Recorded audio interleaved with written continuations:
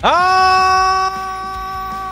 right, here we go. Go Sports Radio. Carver and Cuthbert here with you live from Borrelli's Taproom in Long Beach on the island on a Thursday, April the 2nd. No more fools out there today. April Fool's Day was yesterday. Man, I'm over that stuff, the April Fool's stuff. We don't have to start with that. Mike Carver here along with Paul Cuthbert. A beautiful, not as beautiful day down in Long Beach. The kids are off school, and it went from 70 degrees to 40 degrees in the matter of a day, which is not ideal for anybody. We got Yankees. We got Mets. We got the Final Four this weekend. We got the Islanders trying to hang on. Playoff spot in the Eastern Conference. We've got the Masters next week. Little rain delay starting in San Antonio this morning for the Valero Texas Open. Valero. But we are here. Mike Carver along with Paul Cuthbert. Hi, Paul. Good afternoon. Happy Thursday, everybody. Welcome to Borrelli's Taproom and the Carver and Cuthbert podcast, show, radio, thingy, video, and all that stuff. Go Sports Radio. Yes. Good to be here. Heading towards the weekend. What was the song by Loverboy? Working for the weekend. Everybody's working for the weekend. Yeah. Yeah. There you go. Right here in radio. I was going to say the April Fool stuff. Did you get fooled yesterday by anybody? I didn't, because it's so cheesy and corny now. Like, and it's funny when I worked at FAN and when I worked at CBS, it's like they always had to send us an email like the night before or the morning of, like, do not play any April Fool's jokes on the listeners. Do not get anybody upset. Do not fool anybody. And I find it interesting that even today, in today's day and age, and it's now, no one does this stuff in person anymore. Everything is on social media. So that's where everybody plays their April Fool's jokes and they do all their, but some of them are so dopey, Paulie. Like, nobody even has a good one anymore. Like, it's just really silly. And just, what's the point? Just don't do it. It's April Fool's Day every day on the internet. You know what? That's very, maybe day. That's why, because every day is April Fool's Day on social media now. Every single day you can make that case. It was not April Fool's Day for the Yankees in Seattle yesterday. No. Wow. Finishing off a 5-1 West Coast trip with a 5-3 win in Seattle. Another outstanding starting pitching performance from Schlittler. All 6 games they get outstanding starting pitching. They get a day off. Tonight's the welcome home dinner. They do all that. And then the home opener tomorrow afternoon at the Big Yard with the 5-1 Marlins coming in as well. What a start for the week. It's just amazing start for the Yankees. I tell you, man, rolling it back, baby. Rolling back to success, rolling back to good times. No, great job out there. You know, it's nice to see. Big shot there by Goldie and Benny Rice last night. Yeah. And the guys playing well on Cam, just, you know. And Yankees just keep breaking old records. It's so funny. All good stuff. We sat here yesterday and I said to you, this is the kind of week to start the season where there's nothing to complain about. There really isn't. You can't find anything. And sure enough, I'm on my phone where, you know, because they played at 4:00 yesterday. So the later innings were like between 6 and 7, like yesterday, right when sitting down for dinner with the kids. And I'm looking at the phone and what's going on. And a week where there's nothing to complain about. Sure enough, it's like people were waiting. They couldn't go a whole week without doing it. And when you got to the 8th, when they loaded the bases, and there was what is Boone doing? Why is he bringing this guy in? Why is Boone screwing this up? What, do you think the bullpen was going to go the whole season without giving up a run?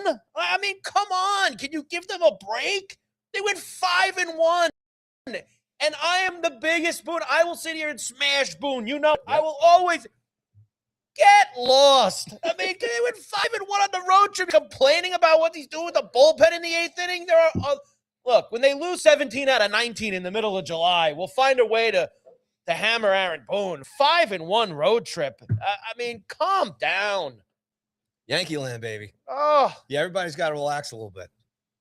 But it's like it's just the day and age that we live in. And you know what the other part of it is, boy? Like I said, I was on X, I was on, just scrolling because we were sitting at dinner. It was between 6 or 7 at that time. And I was just like, let me see what's going on. Oh, wow, they got the bases loaded in the 8th inning. What's going on? This was before the Rice homer. This is when they were in the bottom of the 8th. And I'm not watching the game, but I'm seeing what's going on. I'm like, God, I mean, what are we? They lose the game and they're 4-2 on this road. Like it's like, and what you sometimes have to remember is when you see that stuff, people slamming your team and I on social media, you're talking about like 1/20th of like the actual fan base. It's such a small sample of the amount of people that you see on social media complaining about it. And sometimes you have to focus that in when you're getting all riled up about people complaining about booing. Yeah, it's on us to go in there and clean out our timelines there and mute and block people, But yeah, look, it's out there. Everybody can create a rage account, a rage podcast, and just sit there and berate and yell and scream and kind of like what I just did. No. That was different. I'm complaining about the complainers. Yes, you're raging about the ragers. Raging about the ragers is what I was doing for us. No, hey, look, good stuff. Like I said, I said it yesterday.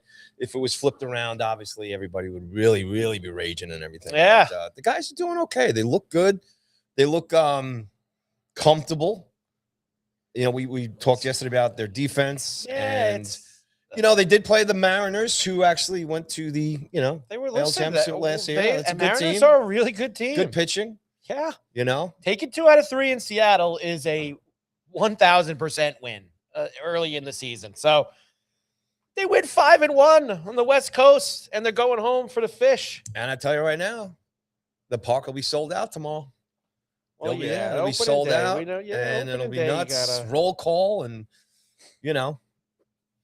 everybody. And look, they have a chance here early in the season. When you get off to a start like this, they have a chance to really pad, because I know the Marlins are 5-1, and I like the Marlins. I played the Marlins over 73.5 wins this year. I think the Marlins are going to be a lot better than people think. They did play the Rockies and the White Sox the first 6 games of the season. Right now, their fan base, if they have any, don't think they have any chance. They had 6,000 people. The number 6,000 each game, and I know it was the each White game, but. This is like a sidebar thing. We're going to get off into another world right now. But it's amazing because we talk about that stadium, Lone Depot Park, where the Marlins play. It was packed to the gills for the World Baseball Classic for 10 days straight. They played how many games there? The group stage games with the Caribbean teams. They played you couldn't get a seat in the place for 10 days. And then the Marlins start 5-1, and they were 3-0 the opening weekend. Even these 3 games, I know there were 6,000 people on. What are we doing? Support the team. There's obviously people there that like baseball. Maybe they need to move the team to Orlando, like the Jaguars. Well, the Jaguars are only doing that for 1 season. They're doing renovations at Everbank, and making a funny. But I actually think I don't know the I'm not as kin to Jacksonville. Obviously they have had a team for a long time now. There's been years where they haven't been supported well. There's been and listen, since Shad Khan's bought the team, there's always been talk that would he be the owner that moves his team to London permanently? Like there's always been that kind of discussion. This obviously cements with all this work that they're doing to the stadium and to Everbank that they aren't, which is a good thing because you don't want to see. Nobody wants to see their team. I don't care. Even as someone as down as the Arizona Coyotes, the Phoenix Coyotes, or the Florida Coyotes, Marlins, or the Marlins. Listen, the Marlins have won. I mean, they've won 2 World Series championships since they've been around. They have some history. And you know what else I love about the Marlins? And I don't know if they'll do this. I think it's only at home. I don't know if it'll be they'll wear them Sunday at Yankee Stadium. Sundays, they're wearing those teal jerseys now. I know, they're beautiful. Which are incredible, the teal that the Marlins wear. And I think it's just at home. That'd be great if they wore them at Yankee Stadium on Sunday afternoon. But it's awesome. But it's a great story, and to have 6,000 people in. They'll start Yuri Perez against Will Warren tomorrow afternoon, 1:30 first pitch. I just saw all the Yankees tweets, just all went out. Gates open at 11:30. Get in there. Get the $23 Heinekens. Get your $47.50 chicken tender bucket. Yes. Where they give you the bucket that's got like Soda in the 17 pounds of Nathan's French fries in it with 3 chicken tenders put on top of it for $47.50. What is it? We got the crowd here today at Borrelli's. What is it? Okay, well then that's something I do need to help you with. So there we go. We have how about this? It's early in the show and it is only 15 minutes in. This sounds like a good time to tell everybody what's going on. There's a lot going on while we take a bathroom break. You got it, man. Go ahead. Carver and Cuthbert, Go Sports Radio, Borrelli's Taproom in Long Beach on the island. What's happening at Borrelli's? All right, it's Thursday down here at Borrelli's, and that means one thing. It's carnivore night.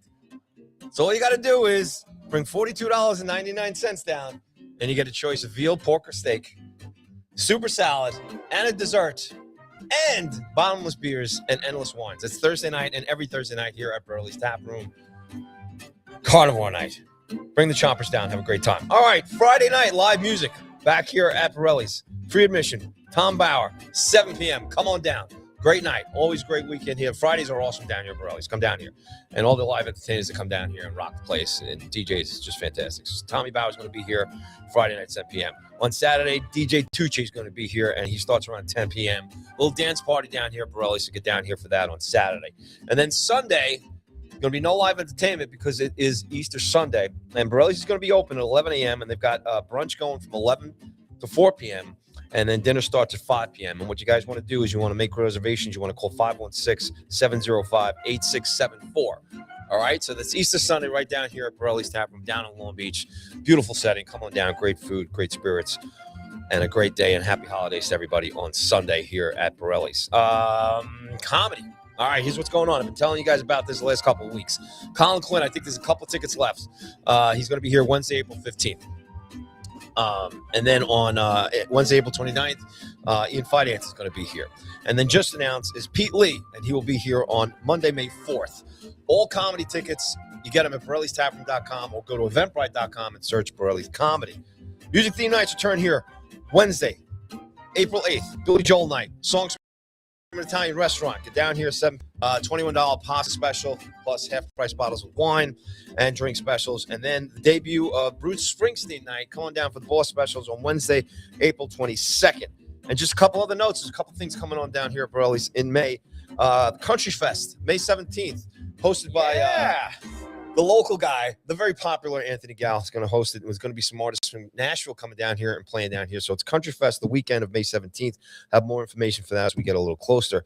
And Mike, I know me and you were excited about this because I told you last week, and Q, the boss, let us know that the annual Borrelli's golf outing is going to be June 22nd on Monday, June 22nd at Middle Bay here in Oceanside, just down the road a little bit. It's going to be awesome. We're going. It's a 1 p.m. shotgun start, and we'll have more details on that too. And it's also a great fundraiser too. And I'll have more information on that. I have already garnered a lot of interest for that. There's already been a lot of interest garnered for that. Get the cruise. Let's go. So, there's been a few that have told me that they're interested. Gonna have to get out there and get the rust. Get down there, get the rust off. Shady wants to play. Good. Boots wants to play. That's lots of guys that wants to play. Let's go. And then even some of my guys, my assistant softball coach wants to play. There's guys that everyone wants in. So I'm actually going to get a couple of my friends from, I think, my guys like JJ and them, they want to come play. So I think we're going to get try to get a couple foursomes out here for the Borrelli's. Middle Bay will never be the same. I'll leave it at that. I'll leave it at that. Here for us. Carver and Cuthbert, Go Sports. Is that it, or you got more? You got more? That's it, man. We're wrapped for now. I just announced a lot of stuff. There's a chance that there's going to be another bathroom break at some point. Could be, man. I might have to go. You're going to have to do the announcements again at point. It's all good. Carver and Cuthbert, Go Sports Radio here at Borrelli's Taproom. Left off with the Marlins, and there's 6,000 people in Long Beach. Yes. Coming out of town. And obviously, there's a school today, as you can tell. Yes, it's spring break here on the East Coast. Spring break has started. Cheers, everybody. For Long Island schools. And look, I'm drinking Gatorade today, Paulie. Gatorade for me. I got my tea, but I'm going to have my Thursday beer. Gatorade. In the second half of the show. I got to jack up my Peroni club. Marlins and the Yankees this weekend. Yuri Perez and Will Warren will do the honors on Friday afternoon for that. Who you got? 2 out of 3 for the Yankees? Like for baseball, the who you got's got to be for the whole weekend because it's when you do it by a series. Sweep. Sweep. Come on, look who the Marlins played. Sweep. Sweep. Yanks. Come on. Wow. Yeah. I am never greedy. Sometimes I am, but not 2 out of 3. Take 2 out of 3 every time. Okay. I'm perfectly So fine with you that. were talking earlier in this segment here about the Yankees, Sure. about going and starting the season, getting these wins, and how important they are. And if you look back at the end of last season, the division race and everything else, I would imagine and hope that Booney and these guys got together and said, hey, look, let's get as many wins as we can out of the gate here for these first couple of months and take advantage of as much good play as we can and pad the lead as much as we can. And when you see how Boston struggled a little bit, the unknown about Baltimore so far. I mean, Toronto lost 2 out of 3 to Colorado. Rockies. My Rockies. The Rockies took 2 Toronto, out of 3 baby. in Toronto. Love it. So I think that's what they got to do. Well, you know, there's the old adage. They got to steamroll the Marlins this weekend. You know the old saying, and this has been around for a very long time, and this goes in, you can use this in multiple sports, but that is, you can't win the division in April, but you can lose it. That's usually you can't. There's been plenty of times you start fast, you can put yourself in good position. Now you can bury yourself in a hole in April that sometimes it's a little hard to climb out of, but you want to set yourself up for success for the year. And the Bronx Buckeye chiming in here on the chat, brings up a good point too. After this series, and I was actually I was mentioning that to you too when I talk about the runway that they have. Mm-hmm. They play Marlins this weekend, and then the A's Tuesday, Wednesday, Thursday. And think about this for the A's, and the A's are like a softball team. Okay. They got a lot of guys who can mash. Don't have a lot of pitching, but look at this schedule that they made them do, which is, and this is unfair to them. And I'm usually the travel advisor. I get upset about all this stuff. I'm worried about what the road trips are, who's over there. The A's were in Toronto to open the season last weekend, then went to Atlanta the last 3 days. They fly them all the way home to Sacramento to open their season, to their home opener to Friday, Saturday, Sunday, and then back to the East Coast to New York to play the Yankees on Tuesday. That is ridiculous. Yes, it is. That they have them doing so far. Absolutely ridiculous. Well, that's good for the Yankees, So I think the Yankees just have to do a smash job here over the weekend. And I think that should just be their approach. Slow and steady, but, take advantage of every opportunity here to get as much of a lead early in the season here as possible. And be the standout team in the division, Yeah. I think they have the opportunity to do this. Look, it looks real good, man. It's just, I was saying yesterday, it just looks to be a decent bit of confidence to it. Yeah. And there's a steady, Booney has all, except on the pitching staff, obviously missing Rodon and Cole here. But as far as his lineup's concerned, he's got a healthy lineup. He's got all his assets that he needs. Right. That was the other thing people complained about yesterday. And because again, even though they start good, someone's got to complain. Why are you sitting Stanton when he's got 2 hits in the first 5 games? Because Stanton is healthy right now, and even though he's swinging the hot stick, he's got a bunch of hits. You need to preserve that health, continuing and go, and that is why they probably knew 3 weeks ago that day game after Nike, we're going to sit Stanton that last game of the road trip, get somebody. That's pre-planned. That stuff when Stanton or when Judge are going to take days off, and Judge, it's super rare. I mean, Judge he'll get a DH day here and there and things like that. Do the Rangers understand that they, there's a lot of this stuff is kind of mapped out. Like they look at the schedule before we do. Correct. And they know all of this stuff. So there's nothing to worry about on that front. You have an opportunity for a really strong start here over the next few weeks, and you take advantage of it. That's all you could do. But to your point, I think part of the reason why also is we got on them running it back and doing all of those things. But having the same exact guys in the locker room as last year, there's nobody who has to get adjusted. There's nobody that you're working in. There's nobody that you're, these other teams, it's hard. The Mets, we're going to talk about in a second, they're working Bichette in, they're working Simeon, they're working guys, and the Red Sox are working guys. And there could be some time for those things to happen. One of the advantages of running it back, you're seeing is This is the same squad. Everyone knows each other. Everyone knows what expected. And can we Everyone be knows honest here? They ran back a good baseball team. I wonder, It's a yeah, good I mean, they baseball won team. 93 games last year. This wasn't a, maybe 94, whatever it was. They didn't win. They weren't a bad team last year. They ran into a better team in the division series in the Blue Jays. And that's still the team that, we talk about stacking wins and getting a lead in the division. It's still like last year. They lost the division last year because the Blue Jays beat their ass every time they played them. So they need to. And I know you talked yesterday about home field and everything else, but I think it warrants that the Yankees want to get that home field advantage too. I think you want that. You want to be home, especially in the Bronx, and I think that's definitely something to shoot for. If you're gonna change anything, rolling back the same team this year is let's get as many wins as possible. Let's win the division. Let's get home field, and let's have it stronger on our side, and especially with the way this rotation could pan out and get even stronger by the end of the year and be very lethal.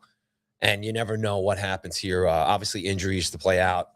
But, you get to the All-Star break and the trade deadline, and things are changing there.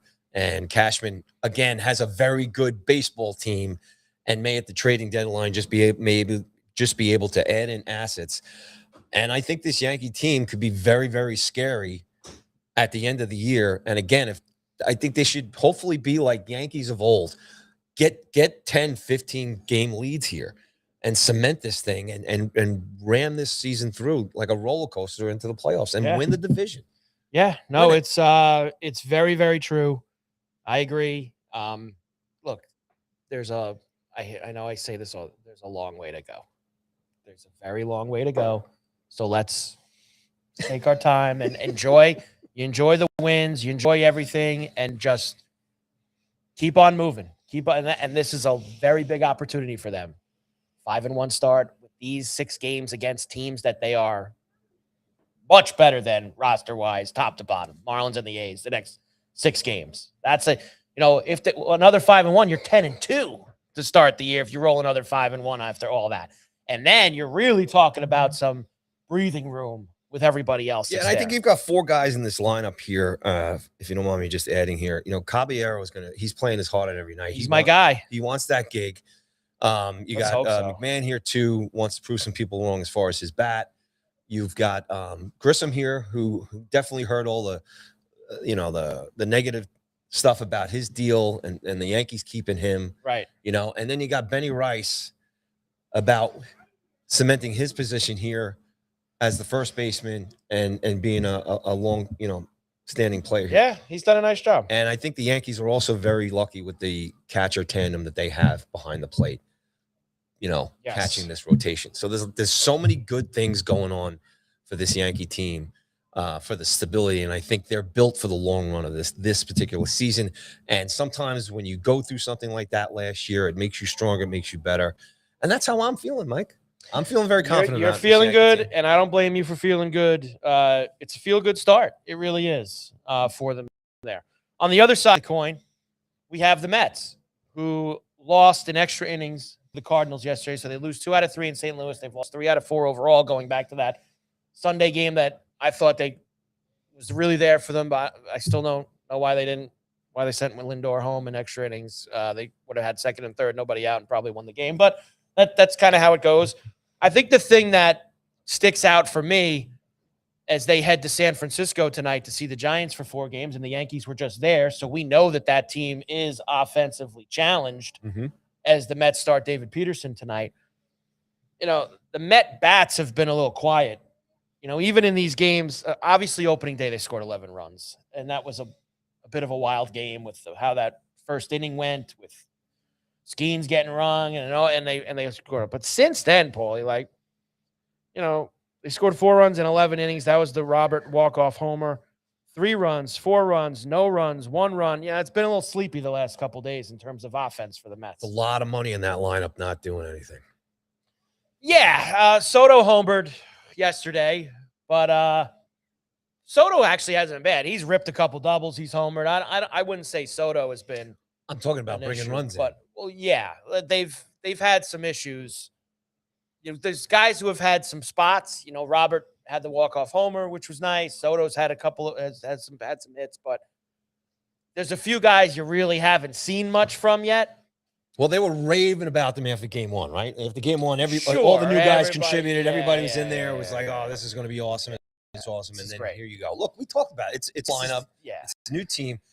And there's definitely something going on there with Soto and Lindor. And, There 100% is. And this was talked about the entire offseason. It's now bled into this year as well. And if you're not winning, that's when this stuff gets brought up. And that is why it is so important that the Mets, and they're 3-3 now. It's not like they're 1-5. They're 3-3. Mhm.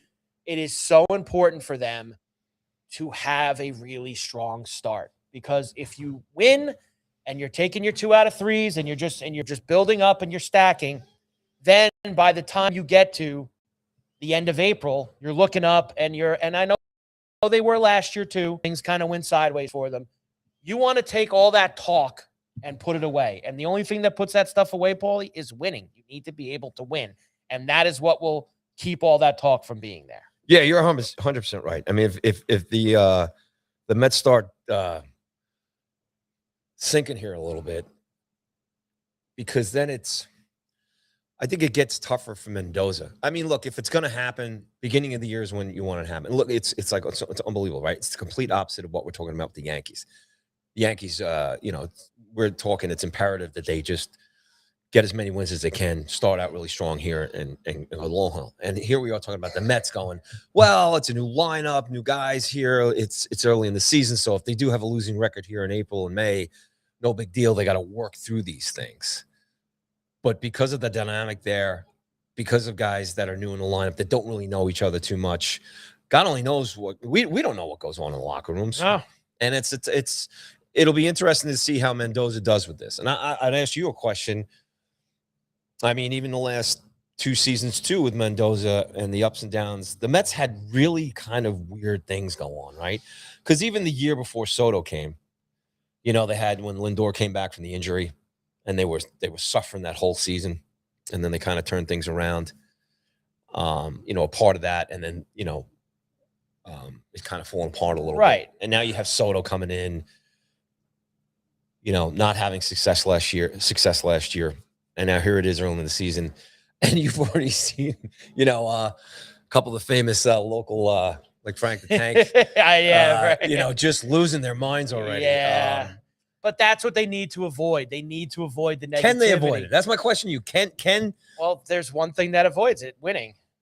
And even like I said, even when the Yankees are winning, even with too much winning, they're gonna find a way to bring in as negative as they can. Why is Stanton sitting? Why are they putting this guy in the 8th inning? Why are they doing this? Why are they doing that? So either way, you're gonna hear all of this stuff start to happen. But the difference is like what you were talking about before, that you have a locker room and a lineup and a team that roll back that knows each other, what you said before. The dynamics here for the Mets, the money, the personalities, the egos, the changes.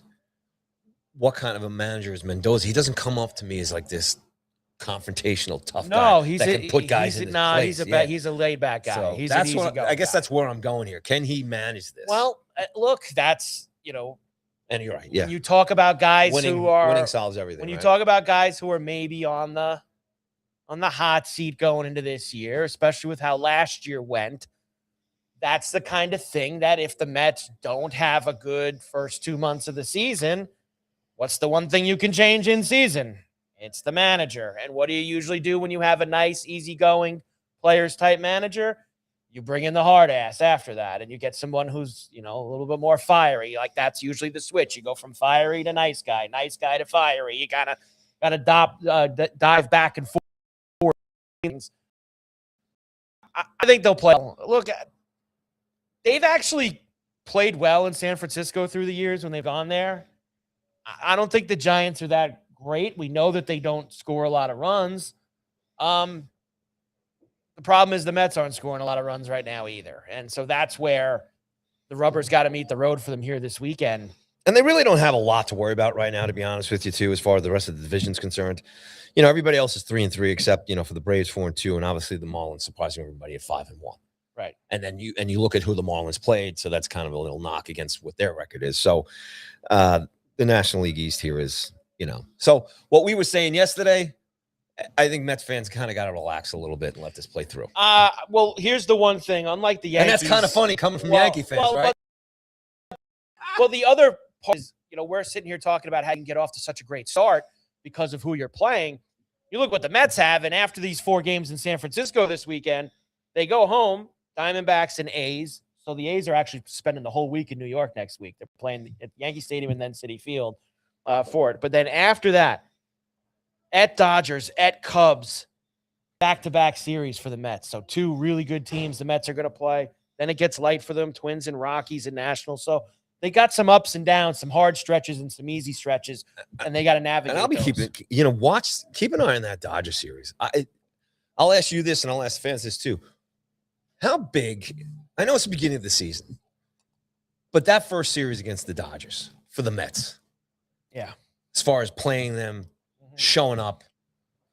Do you go into that series and say, if we get through it, we get through it, or do you go in there and you try and make it a point of winning that series and showing people, hey, look, because the Dodgers is the team that everybody's got to beat in the National League, right? They are.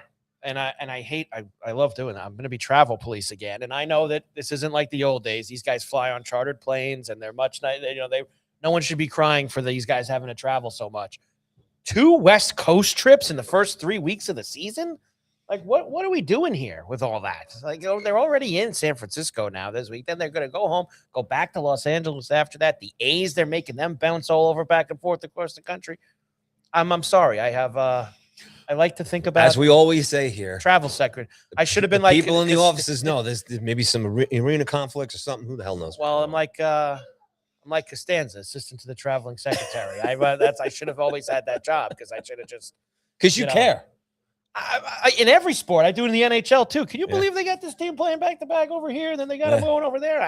The stuff, and maybe it's because I look at it from I try to find advantages with it from like a gambling aspect, maybe, and I try to, because that stuff does play into some of the stuff that I think about. So maybe that's just kind of where these guys are human beings, and we all know from travel experience it can wear you down. And when you're an athlete and you got to go perform, again, not too much sympathy here with the amount of money these guys are making, but and it's a good life. I'd take that life, playing baseball in the summer across the United States. Give me that any day. Any day you would want to be able to take that. A couple things here as we're a week in. I just wanted to bring up to you. And again, this is all, I wouldn't take too much from it. Some is good, some is bad. It's only a week. Boston 1-5 after the first week. I know you love it. Who else is a little surprising here out of the Houston 5-2 off to a good start. Marlins, we mentioned at 5-1. The Phillies needed that win badly yesterday. They walked off the Nationals because they were about to lose 2 out of 3 to the Nats. Milwaukee's 5-1. It amazes me, Paulie.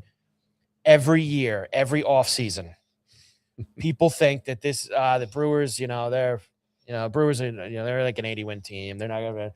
And then every year the Brewers win 90 games. Like it's amazing. And every year we doubt them. Every year we say, nah, they're not going to do it this year. This is the year the Brewers go in the tank. 5-1 start. Long way to go. 5-1 right out of the gate. But it should be a reminder to every Mets and Yankees fan here in New York. There are other fan bases hurting. Yeah. If not more than anything, more than us. And you're in and you're out. The Dodgers lose 2 out of 3 to Cleveland at home. That is just messing with everybody. I know. It's a nice homer. But Freeman homered last night. That's really all that matters to me. Guardians are a good squad, man. I like them. Yeah, I played their under. They're like the AL version of Milwaukee. Every year I think this is the year they win 75 games, and then every year they look up and they've got 87 wins. It's a wild finish last year with Detroit, man. It's really amazing how it all happens from time to time. Man, this guy Skeens is everywhere, man. Skeens gets a lot. He needs to focus on his pitching. He's like the new Aaron Rodgers on the McAfee show. He's on every week, Skeens. He must have a regular spot with them there. Gets a lot of burn for a guy who's honestly doesn't give you much when you're interviewing him either. But there you go. So baseball a weekend, Paulie. Only first ABS game closer last night with the Orioles. Baltimore game. It's pretty cool. Yeah. Pretty cool. It wasn't, and it was kind of at the end. It wasn't a 1-run game. It wasn't down to the but it was cool. Basalo, the catcher, tapped the helmet, got him in there. for it. Only 3 games today. Twins, Royals in the afternoon. Braves, Diamondbacks, and Mets, Giants, as I mentioned tonight. And then Friday, everyone is back at it. A lot of day games tomorrow, too, because a lot of now teams that were on How the you road. doing so far with your dingers? Okay, we're kind of plotting. We've had like one a day. You know, as long as you can get one a day and kind of keep it steady, you want to get those days where you pop 2 or 3 of them and then really have yourself a good run. But we're kind of treading water and just keeping it. Haven't been blown out, completely blown out any day. Has there been a lot of home runs so far compared? It's usually the beginning of the season is pretty slow. Usually the beginning of the season is pretty slow because it's cold in a lot of places. It takes some time. The ball's not carrying as well. You have all those things that you factor in. So you got to try to focus on the places that are either domes or you got real gas cans on the mound, whatever thing. Like today in Kansas City, great hitting weather in Kansas City this afternoon for the Twins and the Royals. So hopefully we can get some things going with that. A lot of day games tomorrow because all the teams that started on the road for the first week now get their home openers tomorrow, like the Yankees, like the Nationals, like the Tigers, like the Red Sox, et cetera, et cetera, et cetera. All right, Carver and Cuthbert, Go Sports Radio, here live from Borrelli's Taproom in Long Beach on the island.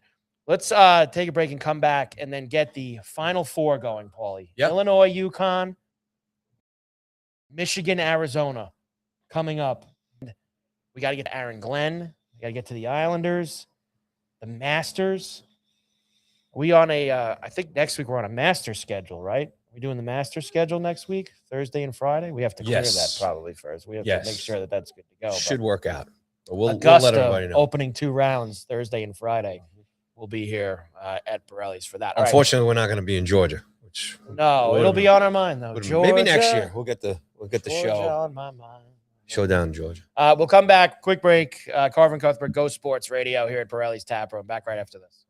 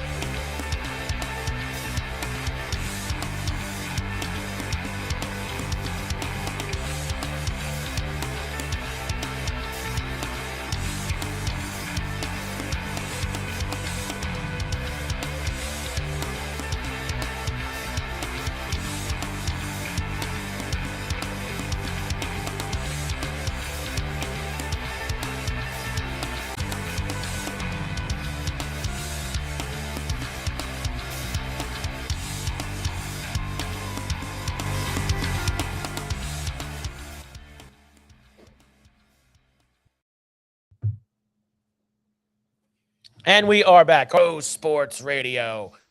Live from Borrelli's Taproom in Long Beach. On the island. On, I'll just say it, a miserable Thursday. Like, honestly, we had 65, 70 degrees the last couple days. It was nice. Kids wore shorts to school.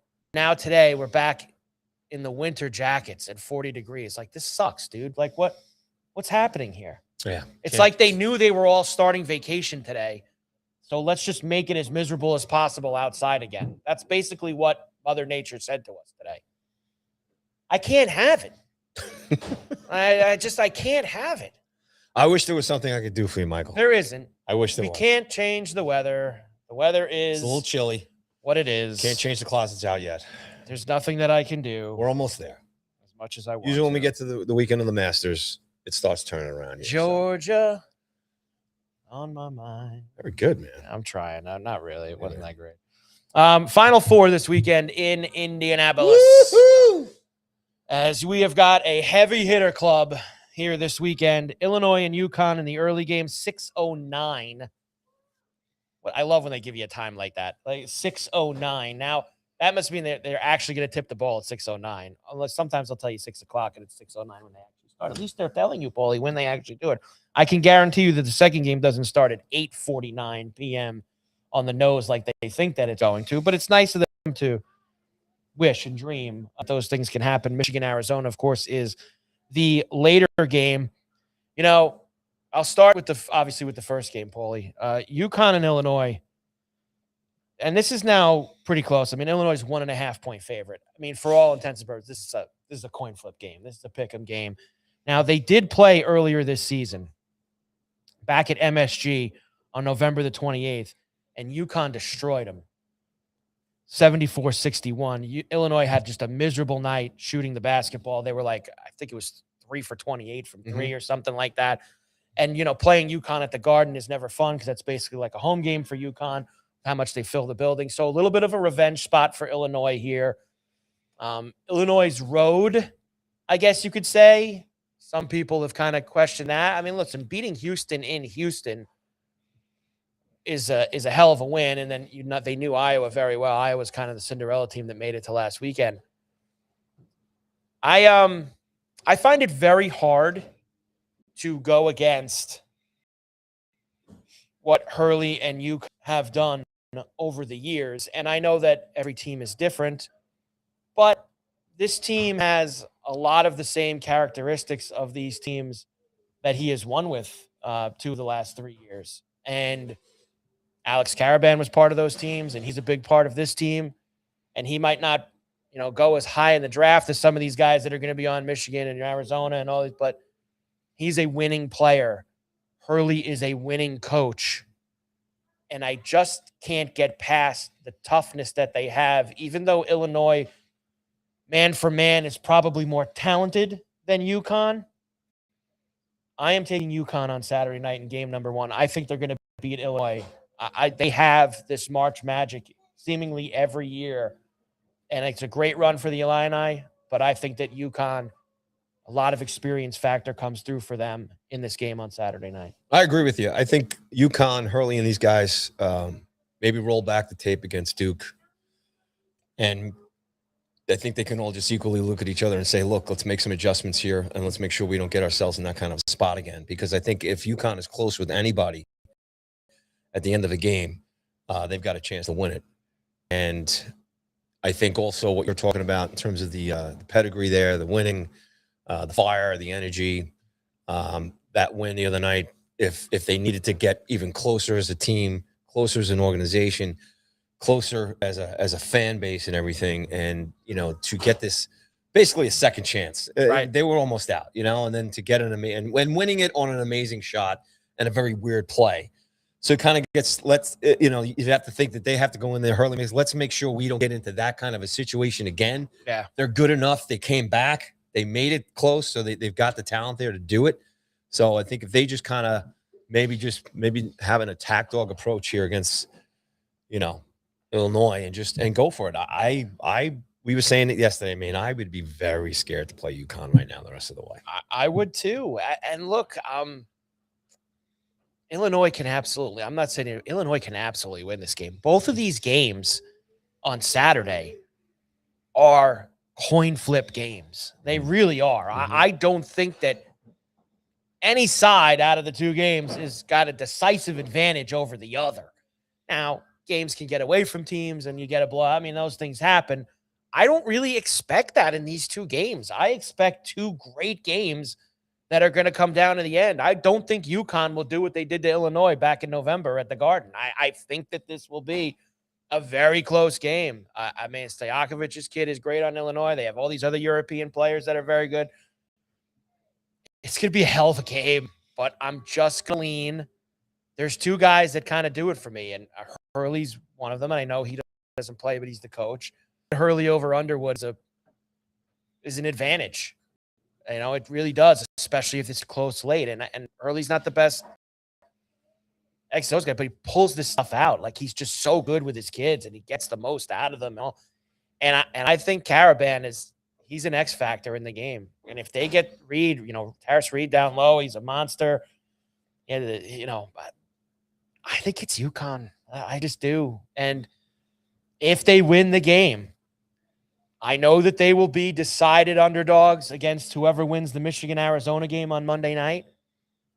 I think they'll be live in that game too. I would not want to bet against Hurley against anyone in a national championship game. He's won two of them already. Yeah. Look, you have four championship caliber teams here. It's really going to come down to who wants it the most, who makes the least mistakes, who comes together cohesively as units, how they play. We were talking about this with St. John's and some of the other games too, and I can't stand it, and I don't know why it's played a lot, but the perimeter game here, get inside, run the paint, right, draw fouls, cause chaos as much as you can. And like I said, it'll take maybe, like I said, a mental breakdown like Duke did at the end of their game. And we'll probably still see this in these last two games because these teams are so good. It's either going to come down to a final shot, or you're going to have a team that just wasn't prepared, wasn't feeling it.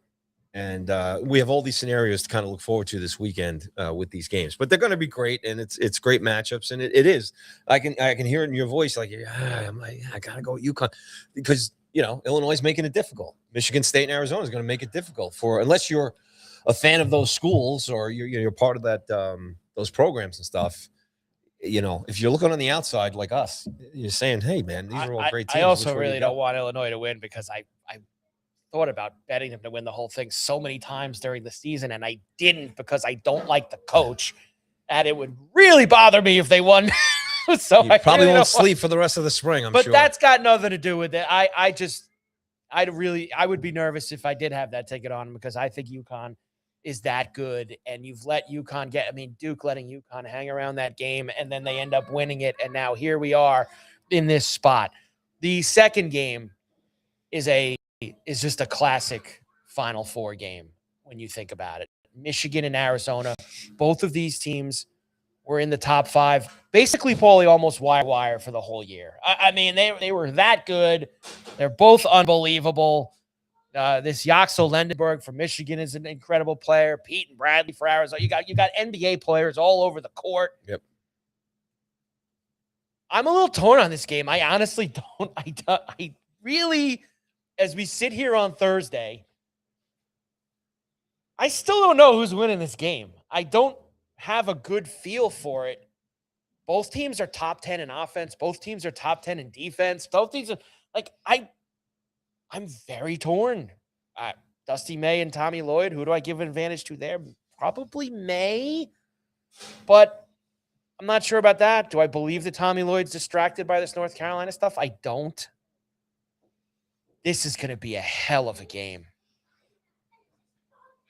If I had to pick right now, you have to pick right now. Everybody's waiting, Michael. And thankfully, I don't have to actually pick on my phone until Saturday afternoon or Saturday night. But at this very second, I am going to say Michigan.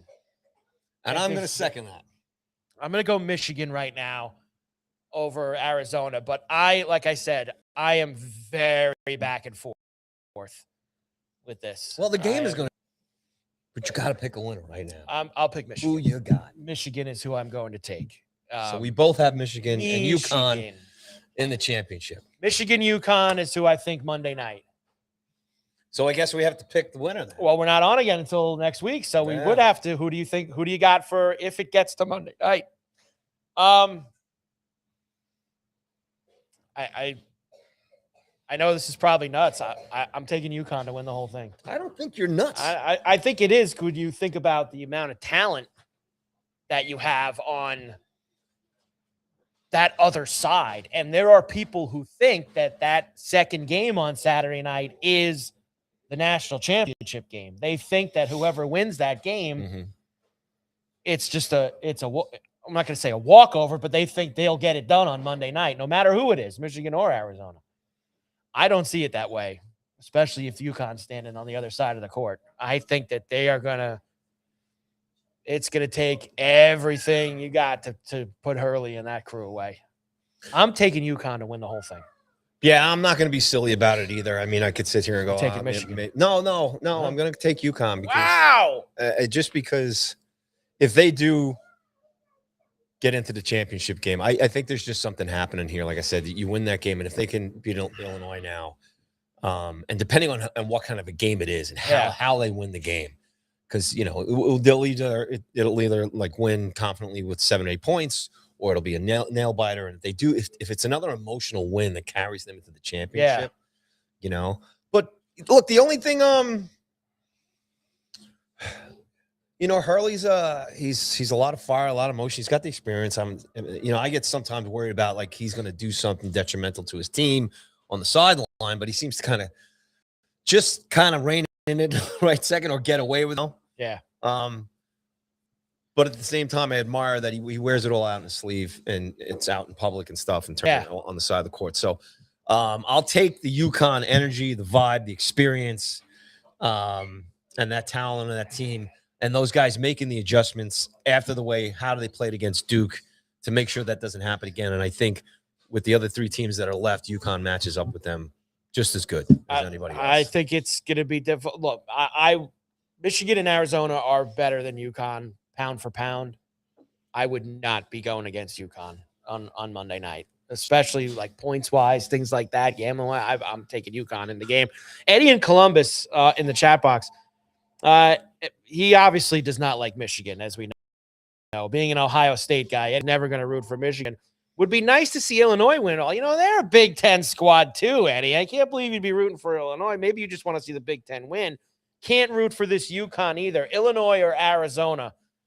I think Arizona would be the best choice for you, Eddie, if they went and won. And I did see Eddie bring up earlier in the chat box the NIT semifinals tonight, which are no longer at the Garden. Who's playing in that? The NIT semifinals are New Mexico against Tulsa in the first game. Auburn against Illinois game. Indiana, where Butler plays. Are there barn doors on that? Like where they shot Hoosiers. Like it's basically where they have the NIT semis now. Of course, Eddie, we are taking New Mexico tonight. We love the Mountain West. They've been so good to us. New Mexico over Tulsa in one semi, and how do I not take Auburn? If Auburn loses to Illinois State tonight, I don't care how many guys opted out of the NIT. You can't lose to Illinois State if you're Auburn. So I think Auburn and New Mexico for the NIT tonight. All right. Good luck, bud. Good luck. Whatever you throw on it. They got the Crown tonight in Vegas as well. You know what this is? No. So this is another postseason tournament of teams that didn't make the big dance. But this is so hard to fill. They have teams that are under 500 playing in this thing. So like Creighton's playing Rutgers tonight in Las Vegas at the MGM Grand Garden, and they're both like 14 and 18 on the year. Like last night, Oklahoma, Colorado, Minnesota, Baylor. Tonight, Rutgers, Creighton, and I forget who's even in the other game. God. Whoever. West Virginia and Stanford. There's the 18. I'm just so impressed you know all this. This is my fight. Man, this is unfortunately because I'll be watching reruns of Owaga went to my high school. Cheers, Cardinal Hayes. Come on, put some respect on the Lobos. The Lobos. I'm on them tonight, Eddie. You know that. Let's go. All right, Carver and Cuthbert, Go Sports Radio. Here live from Borrelli's Taproom in Long Beach on the island. What is going on at Borrelli's, boy? Is that what we're going to do a little what's going on at Borrelli's right now? A lot going on. Tell us. All right, here we go. Once again, we are broadcasting live from Borrelli's Taproom every Wednesday and Thursday afternoon from 12 p.m. to 1:30 p.m. Eastern Time, right here at 912 West Beach Street here in Long Beach on Long Island, New York, US of A, baby. Come on down. Hey, when we're not here, you can come down to the to Borrelli's anytime. Just walk up to any bartender that's here and say, the Carver and Cuthbert podcast is here every week, right? And they'll say, yeah. And then they'll say, you want a free Miller Lite draft? And you will get one. Just mention us.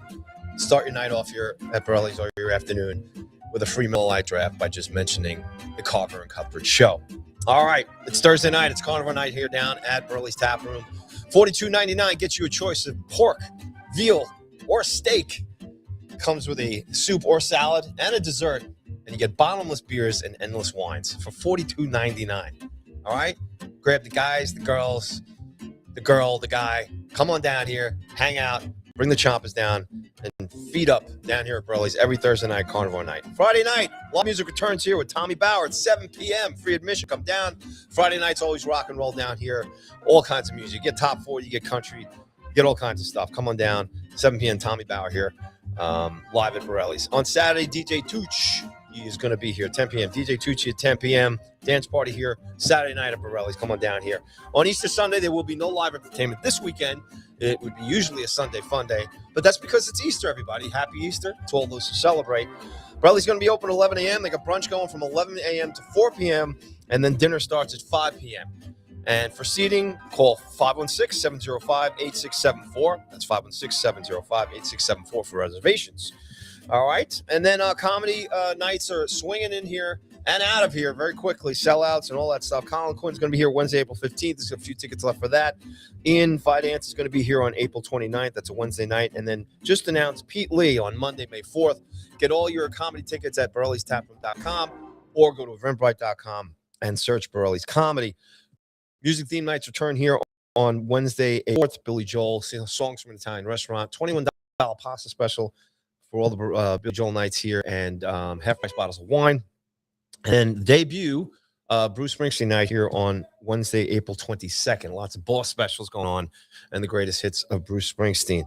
And don't forget, all the sports are going on here all the time. All the Mets, Yankees games, hockey, Islanders, whatever Ranger games are left here. And obviously the Knicks. Come on down here, Borrelli's. Always a great time. Tons of bucket specials all the time. And for your calendars, everybody, me and Mike are going to be playing at it. It's going to be the annual golf outing here, the Borrelli's Taproom golf outing. It's going to be on Monday, June 22nd at Middle Bay Golf Club here in Oceanside, down the road here from Long Beach. It's a 1 p.m. shotgun start. It's also a fundraiser. It's a great cause. We're going to have more information as far as registration and everything else. But again, all the information is on Instagram at Borrelli's Long Beach, as well as the website, Borrelli'sTaproom.com. And May 17th, if you're a big country music fan, make sure you come down here, Borrelli's. Anthony Gal is hosting the Country Music Fest here, the first annual Country Music Fest here with actual artists coming in from Nashville. So if you like your country, get on down here and get her done. Yeah, it's funny, AG. We love AG, and we talked to him a couple weeks ago, and we were saying, come down and promote. Come on with us and talk about the Country Fest, and we'll do it the week like the Islanders playoffs start, because he's a big Islander fan. I don't know. I hope we're going to have those Islander playoff games for Anthony Gal to come down and talk about it. We'll see. Let's just remember, they're in a spot right now. I'm worried, actually. I said it yesterday. I think should be worried. Shouldn't be worried. You're not worried. Positivity. I'm not worried. I wasn't worried, but now I'm worried. They are in a spot. I know people will make you think that they're not. They are in a spot still right now with lots of mediocre teams just like them behind them. Man, I got spots in my cup. Beat the Flyers at home tomorrow night, and everything's right back on track. If you don't win that game tomorrow night, what happens? Are we burning the place down? I mean, look, is everyone else going to lose too tonight and tomorrow? Sure. Basically then it's just a missed opportunity. I guess we're going to have to wait until the last game of the season. But it's going to come down to that. It's coming down to basically the last game. There's too many teams that are all I mean, you got like 6 teams within 3 points of each other. It's coming down to the last day or two of the season. Like, there's just nothing around that at this point. And I'm going to give you the whole slate in a minute, but tonight is a big night for our friends in Buffalo. And I know John's watching, and there's a lot of other Buffalo people that tune in. And tonight could be the night it all ends, Paulie. 5,473 days, 14 seasons, 9 of those seasons with 35 wins or less, 7 different captains, 7 different coaches, 4 top 3 picks in the draft, a Sabre win tonight, and they snap the longest playoff drought in the NHL of 15 years. Love it. Wow. How about that? Who are they playing tonight? Ottawa, in Ottawa, who's lost 3 in a row. Not playing well right now. Not playing well. This is great for Buffalo. It's great for the Sabres. And I tell you, I'm on the bandwagon. I hope they win the whole damn thing this year. I really, really do. And I'm be honest with you, as far as the Eastern Conference is concerned, you Eastern Conference and go to the final. Huh? I am not going to tell you that. No, I think it is very, very possible that they could do that. I think the East, we've said this for months, the East is wide open. Anything can happen in the East. I know that the Lightning and the Hurricanes are going to be the decided favorites and that they're going to be the teams that everyone's going to circle it. Buffalo can absolutely make the Cup final. Can they win it? I don't know. I feel like those 3 teams in the West are so top heavy with Colorado, Dallas, and I'm still putting Minnesota there. Maybe Vegas is. I think the Sharks going to get in, because if the Sharks get in, well, I don't know if you want to play Sharks. I left the Sharks. They had a hell of a comeback last night. I left the Sharks for dead about a week and a half ago. I was like, they've lost 4 out of 5. They're letting go of the rope. They're not. But the good thing for the Sharks is no one in the West seems to want that last spot. Yeah. So the Kings won last night, and that jumped them back into the second wild card with 78 points. The Sharks have now won 3 in a row, and they're 1 point back of the Kings. So go Sharkies, go! And they got the Leafs at home tonight. Oh, 2 points. That's a guaranteed deuce, guaranteed 2 Absolutely. for the Sharks. And that was a hell of a game last night. It was awesome. That was my best bet on the Bet River show yesterday was the over in the Ducks and the Sharks, because it's always pond hockey when the 2 of them get together, whether it's at the Duck Pond or the Shark Tank. You know you're going to get a great night. And sure enough, 4-3 game back. Cellebrini in on the tying and the winning goal assist. He got 104 points now this year. Over 100 points. And he's just getting started. I mean, it's just insane. Insane. I'm happy for I'm happy for the organization that they got a player like that. And the kid's going to make bank. Bank indeed. He's going to make bank. But, like, you look at this, Paulie. So, LA's in the last spot at 78.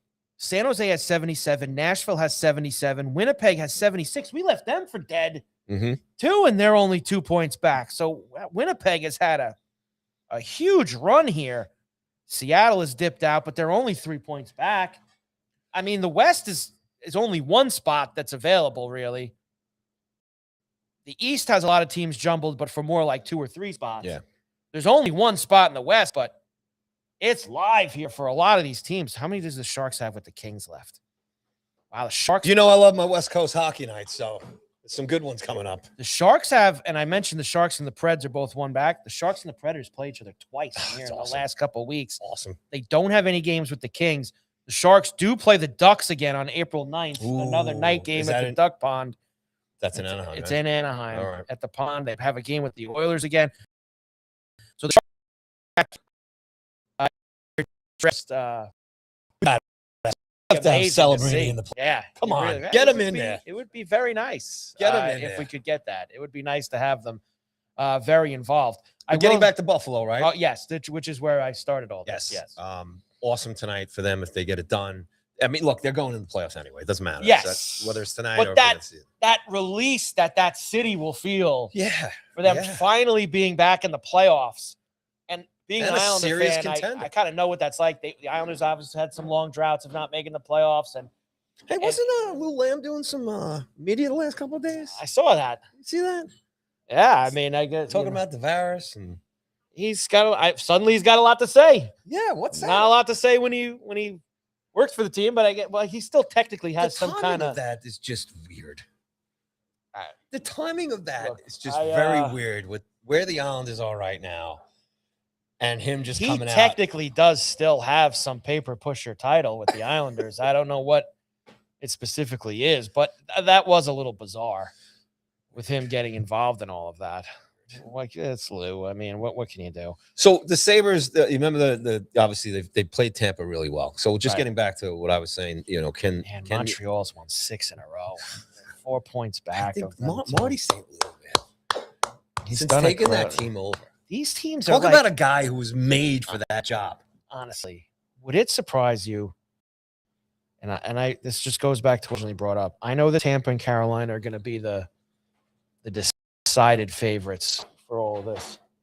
But would really surprise you if any teams went to the Cup final?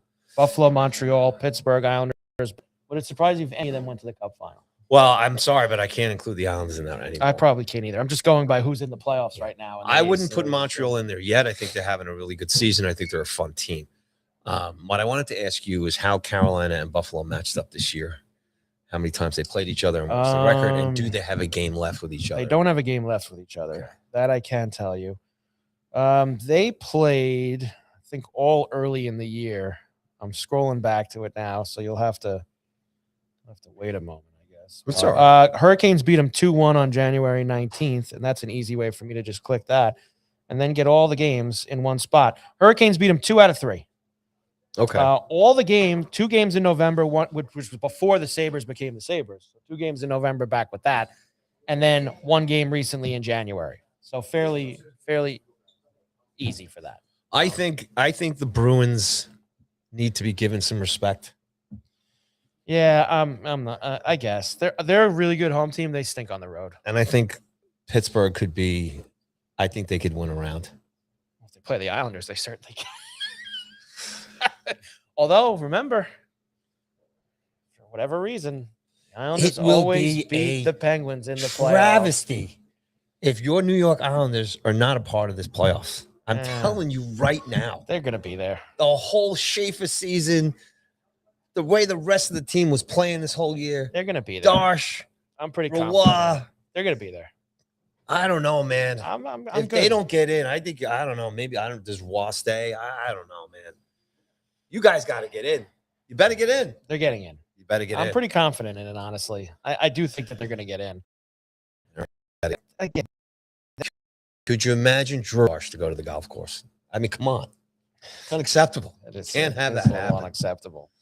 You're going to have Ranger fans all over you guys. You don't need that. There's a lot of games that matter tonight. I mentioned the Sabres obviously looking to clinch their first spot in 15 years in Ottawa against the Sens. The Penguins are in Tampa against the Lightning. Let's see what the Pens are made of.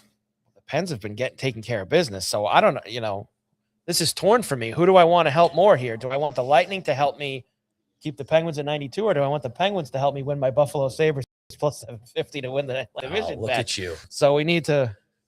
Mike Carver problems, ladies and gentlemen. Always right the here Islanders first. On Always the Carver and Islanders Cuthbert before show. bets. The Canadians are at the Garden tonight. You going?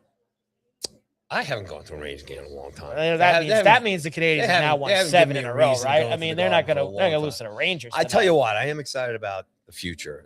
As bad as this season's been, you might see me at the Garden next year. Red Wings Flyers a big game tonight too. Both those teams in that mix. Didn't they just play on Saturday? Red Wings are done. They did. Flyers beat them 5-3. Just annoying. Revenge game for the Red Wings, maybe. Yeah, the Flyers just haven't. And speaking of revenge games, Hurricanes and Blue Jackets played in while. Columbus the other night. I told you, Columbus is really. This is 8 games in like 12 days for Columbus. They're really on fumes. Mike, you haven't got to what we all want to know here. What's going on with Torts? Vegas. Yeah. Have they played a game yet with him? No, this is the second game tonight against the Flames at home. Big walk. It is nice to play Vancouver and Calgary. Speaking of Vancouver, did you see the game last night? You see the Colorado-Vancouver game? Vancouver. I guess every now and again you got to have a stinker, huh? Back and forth. Vancouver McKinnon win his 50th. Vancouver got up 6-3. And Colorado was a minus 500 pregame favorite. To give you a little bit of just like what that means, that's an unheard of line on a money line in the NHL. Usually like tonight, like Vegas is a heavy favorite and they're like minus 275. You know, there's numbers that are big. Minus 500 is a ridiculous, unheard of thing to be. And they were minus 500. So at one point in the game when it's 6, the live line plus 500 because they were down 3 goals. Game at 6. And then the Canucks scored to go up 7-6. And they got the other 8-6 game. Wild game. I love games like that. Yeah. That reminds me of that Sabre Lightning game like last month when they played that game in Buffalo. Game of the year. That's still the game of the year. But Canucks and Avalanche were trying to match that last night. The hell. Well, and then but Canucks the difference play is Vancouver's in Mini tonight against the Wild. Who's in Mini? Vancouver, after beating the Avalanche, they're going to get smashed. Yeah. But I'm saying the difference between that Buffalo Tampa game is you have 2 monsters going at each other, you know, a big part of the end of the season, the playoffs here. Vancouver, I mean, that was just a major letdown by, you know, who've been playing, you know, they're the Avs. There's no concerns there, but man, did they give their fans a show? Yeah. That's just a. But there's the goaltending situation in Colorado. I mean, we talked about this a little bit. It's going to be interesting to see who's going to stand out here. But that especially really in the West between the pipes. That is the ultimate equalizer. When you get into a playoff series, you're not playing 8-6 games anymore. You know, those games aren't happening. Are those guys that they have built to win 16 games in the playoffs? I know their offenses. I know their defenses. They're with Makar and Taves. I know. Do they have enough between the pipes to do it?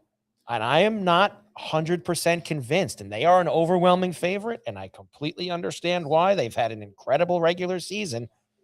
But whether it's Wedgwood or whether it's Blackwood,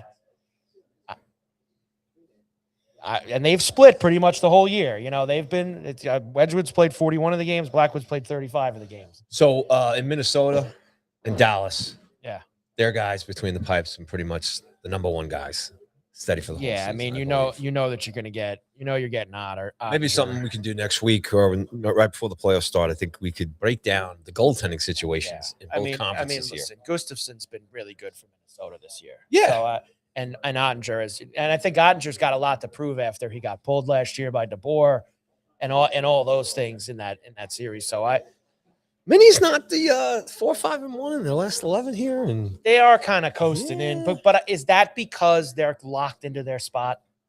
Their fate has been known for weeks. Like that's got to be tough, knowing we're going to be the 3. We're going to play Dallas in the first round. And I don't agree with that stuff. I was alluding to it yesterday with the Islanders. Are you a serious hockey? Granted, there are ways that teams can make a decision. I know what you're saying. If you're locked in that spot, not go too crazy and stuff. But I don't really get that.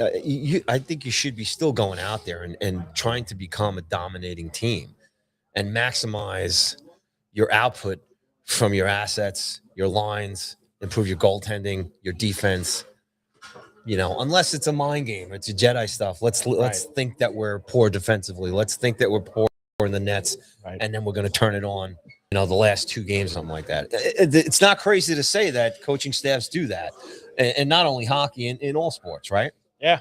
But I think it's a little frustrating to see when you had a team a month or 2 ago, and they get Quinn in there and they make the big splash, and they start kind of steamrolling everybody, and you thought they were going to, make a play for the conference and everything else, and now they're kind of like they're just like another Western team that we just, like you said, is kind of up for grabs behind, say, Dallas, and Colorado. Yeah, look, I'm not I think it's hard. I do. I think that's so much different when you really don't have anything to play for the last, like, in their case, legitimately, the last month of the season. Like, it's just, and that could hurt them in the first round. It might. At least Dallas has been like trying. They think maybe they could catch Colorado. They were trying to they had a tough road trip. It's got to be difficult when you have 0 to play for in the last month. Whereas the NHL is filled with these teams that, everyone's playing for something almost every night out. In fact, I'm going to bring this up. I saw a great tweet. I think it was Eric Hornick that had it this morning. The great E. Yeah. E. Hornick. So you need stats and numbers about in the NHL. You follow Eric Hornick, ladies and gentlemen. In the NHL, the Avs and the Stars have clinched playoff spots. The Rangers and Vancouver are the only teams that have been officially eliminated. Mathematically, everyone else is undecided. That's it. And that's with less than 2 weeks to go in the regular season. Only 2 teams have officially been eliminated, and 2 teams have officially clinched spots. That could change a lot. That's going to start to So the roll Leafs into still have a lot chance, more. is what you're saying. Technically, they do. But on the other side of the coin, and this is why he put this out, in the NBA, 20 teams have already clinched spots in the postseason. That includes the play-in tournament, obviously, which has 4 teams in it at the back end. 10 teams have been officially eliminated. Most have 5 or 6 games left. It's ridiculous. Yeah. It's set. Everyone's in for the play-in tournaments, and everyone's been eliminated. And these games, and I was going to get to this. I'll just throw it in there now. This has been a problem for them for a really long time. Their regular season, it's always been kind of meaningless. It's a joke. Last night, there were 9 games in the NBA. 6 of them had double-digit spreads. 5 of those 6, the spreads were 14 points or more. Yeah. What are we? It's pathetic. What are we doing here? Like these is like, who cares? Like, what kind of product is that? They should put them in the tournaments that you were talking about before, playing in the barn. I mean, Hinkle Fieldhouse. But like, it's just, man, like your regular season means, and you thought that adding all those teams into this play-in tournament and the 4 spots, you'd have more teams. It's like Tankapalooza. All these teams. Is it Tankapalooza? No, it is. All right, okay, that's one thing. But let me ask you this: Is there a talent problem in the NBA? There might be, and it's going to get even worse when they add 2 more teams in a few years. It's possible. And now you're gonna for that, and that's why a lot of the NBA people said this when this came out, that, and we've known for a while they're going to do this, adding probably Seattle and Vegas is probably going to be, but they have a lot bigger problems with their product right now than force feeding 2 more teams. And I know they want the money, and that's why they're doing it, because this is billions now to bring in expansion teams. They have a lot bigger problems than adding more teams. Their regular season a lot is of franchises pathetic. around too. They still have a problem with guys sitting who don't play, guys playing. They have a tanking problem. They have a lot of things that are an issue in their sport, but let's add 2 more. Let's just put a couple more teams in the pot. It just doesn't make a lot of sense, but that's why they're the NBA. Now, NBA playoffs, very good. And they need to get here as soon as possible because these games are nonsense. Mm-hmm. They really are. I mean, you even look at the Knicks. The Knicks recently haven't been playing that great. They did beat Memphis last night. They didn't cover. But like Josh Hart the other night, we don't look right. I don't know. Playoffs is all that matter to me. So I don't know what to take out of these games because they're so meaningless. Yeah. That's the hard part. Yeah. I like how he did that. He didn't want to say the bad word in the chat box. So he went forking, which is great. Like that's a great way to do it. Is if you just want to. That's an abusive term clean. Too, depending on how you use it. So Islander hockey at home at the horse track against the Flyers tomorrow night. To circle back to everything that really matters there at the end. Next week is a great week. The Masters, Augusta. Now, how are we going to do this Azaleas. next week? So, just so everybody knows, we're probably going to do Thursday and Friday next week as shows, right? Correct. So, can we do I will. What time is the first tee off on Thursday? Oh, like they usually do the ceremonial tee thing where they bring Jack and all those guys. Gary Player. Hello, Gary Player. They bring them out. So it's just they bring those guys out there, like usually 8 a.m. Thursday morning, and they got to hit the first ball of the tournament. and then they'll start rolling everyone in probably about 8:30, 8:45, because there's only I was going to ask you how many players? There's only 93 entrants right now for the Okay. Masters. Now there could be 94 if whoever wins the Valero week is already in Masters. Okay. So that's like the golden ticket spot for Nice. whoever's not in. And there's a lot of guys, some names that aren't in the Masters next week, and they need to win this tournament. Now, if a guy wins that's already in, then it stays at 93. There's not going to be another entrant in there. Now they're going to lose one of the official entrants because Tiger's not going to play, and he's technically still listed amongst the 93 that are on the sheet right now. But they will tee off usually about that because it's not as big as your typical 100 and, they've been playing about 125, 130 now, right in that area. So under 100, you're going to get. Are there like they have the NCAA bracket? Are there golf brackets? Can you do stuff like that for tournaments like this? I mean, that's a lot of guys. It's a lot because you know. Well, what do you want? You can do a pool. The pool. I've been in a couple like this. If you have 93 guys that are in a pool that you can, if you could get 93 people, and everybody throws X amount in, everyone gets one guy randomly, and then the winner gets the pot. You could do a pool like that. There's a pool that I'm in where you pick 6 golfers, and your top 4 scores are your score, and whoever has the best score, whoever has the most money. Usually now everything's done by money winning. So if first place is $4 million, you get that $4 million as your score along with your next 3 highest. There's a lot of different pools you could do. A bracket style one's obviously a little little difficult to do. I was just trying to think of maybe how you could do something like a who you got next week if we take 10 each, 10 golfers or something like that. We could do something on we'll have to record it early in the week, and we'll put a little who you got for the Masters. Masters content wall to wall next week. So we'll have to do a Masters draft. How about we'll do a Masters draft? Like a 10-minute Masters draft. We're back and forth. You get 10 picks. And then I'll do it the same way we do this other pool. Wherever they finish, you get the money for whatever the golfer adds up to. If you miss the cut, you get nothing. All right. So if you pick a guy that misses the cut, you're going to be getting a donut for him. All right. So you got to pick. So 10 and 10, Masters draft. I like it. Early in the week next week for Go Sports Radio. Something we can kind of watch over the weekend. And then we'll be here Thursday and Friday as we put it into motion. And what we'll do next week, too, is we'll let everybody know about the Borrelli's golf outing in full. It's a fundraiser, all the information. And then maybe we'll have some fun, too, see who, as far as our crew's concerned, starts committing, Yeah. Oh, yes. We have, like I said, lots of interest, and we'll it'll be like I get like an email from the Travelers, like 3 months in advance, like Scotty Scheffler coming back to the Travelers. That'll be like that on the show. Like, oh, here we go. Here's our foursome announced for the Borrelli's Taproom golf outing. Here we go. Too funny. It's all happening. I am so pumped. I love golf as it is, and I love watching it in bed on and doing all that. I love the Masters. Well, the Masters to me over the years too, not only being a great golf tournament and stuff, it's the turning of the season for me. To me, it's like this is the start of the summer for me. Yes, it's great, and I know we didn't really get to talk about the Tiger stuff too much, but I'll say this: I knew when all that happened last week. Oh, you want to talk about one today? Oh, I got to get that in too. I got to come. So we'll talk Masters next week. Fine. We'll set that up. We'll have a great time. I'll just say this about it really fast. There was no way they were letting Tiger show up to the Masters next week because they love their tournament. They love that. They want the focus to be the golf course and the tournament.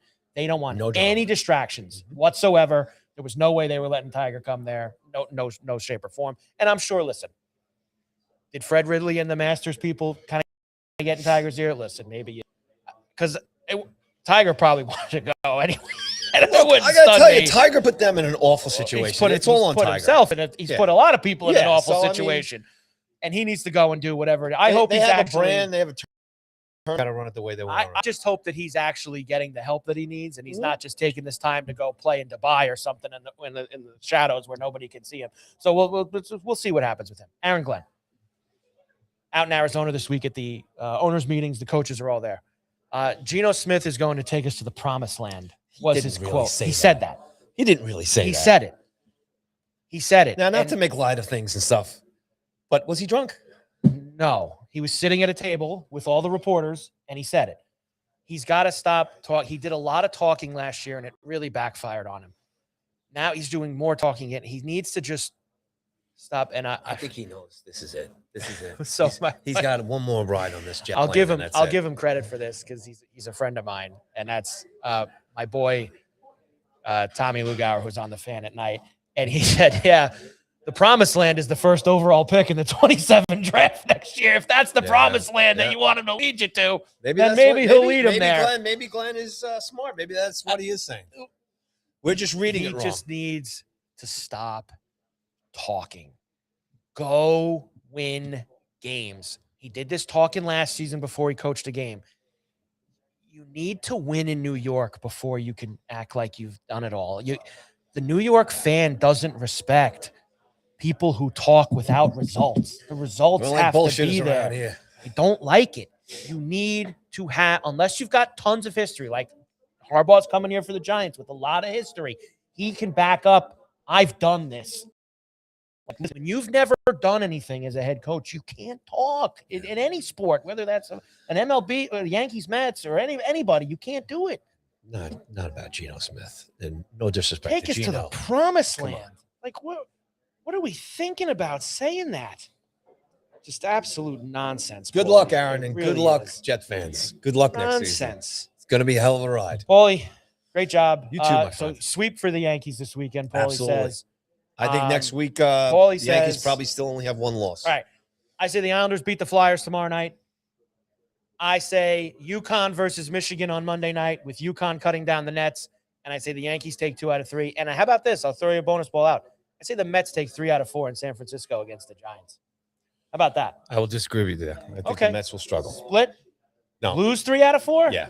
Okay. Lose 3 out of 4. Sorry, Mets fans. Next week on Go Sports Radio. Prove me wrong. From Borrelli's Taproom in Long Beach on the Island. Augusta. The Masters. All of it. And for those who are vacationing, have a good time. Yeah, well. Teachers and kids, enjoy the break. There's a lot going on next week. But we're going to fit it all in. From Pennsylvania to Indiana and everywhere in between. We will fit it all in. Carver and Cuthbert, Go Sports Radio from Borrelli's Taproom in Long Beach on the Island. Have a great week next week.